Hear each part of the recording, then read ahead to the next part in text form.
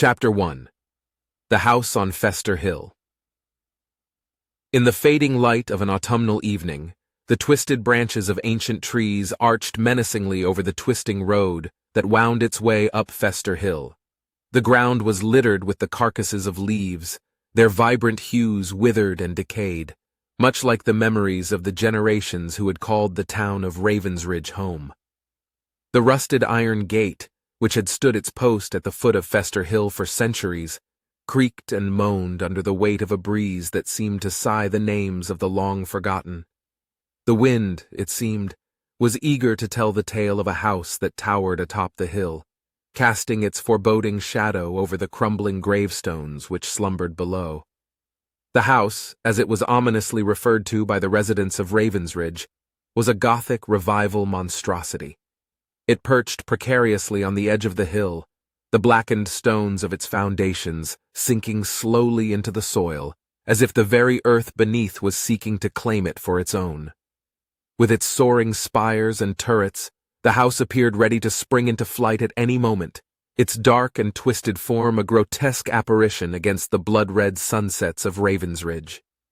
The townsfolk seldom spoke of the house, save for the occasional hushed whisper or furtive glance when strangers passed through, their curiosity piqued by the imposing structure that loomed above them. Those who dared to question the origins of the house were met with stony silence, and the unspoken agreement that some things were best left undisturbed. Though the origins of the house remained shrouded in mystery, one thing was certain: it was cursed. The legend had it that once every generation a soul from Ravensridge would be taken by the darkness within. They would be drawn to the house like a moth to a flame, their fate sealed by the strangest of melodies that seemed to drift on the wind. For years, the people of Ravensridge had lived in fear of the curse. They had shuttered their windows, locked their doors, and clutched their children close when the melody called. But as time wore on, so too did the memories of the last victim, and the terror of the house began to ebb. Until the night that Eleanor came to town. A stranger to Ravensridge, Eleanor arrived with the last warm gusts of summer, her eyes bright and eager, hungry to uncover the secrets of the town that had captured her imagination. She laughed with the villagers and played with their children, basking in the warmth of their welcome.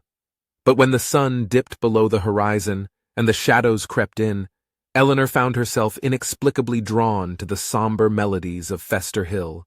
She wandered the streets of the sleeping town, her ears straining to catch the faintest strain of the haunting music that seemed to emanate from the very stones. As the days grew shorter and the nights colder, Eleanor began to feel a growing sense of unease. There was a darkness lurking beneath the surface of Ravensridge, a darkness that threatened to consume her if she did not abandon her quest for the truth.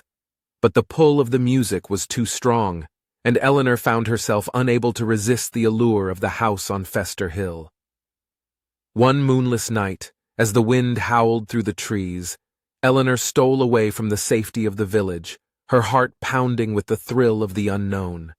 The iron gate groaned in protest as she stepped over its threshold, the dead leaves crunching beneath her feet as she made her way up the steep path that led to the house. As she approached the towering structure, Eleanor could feel the weight of its history bearing down on her, the whispers of the past mingling with the mournful cries of the wind. The front door stood ajar, beckoning her inside, daring her to discover the secrets hidden within.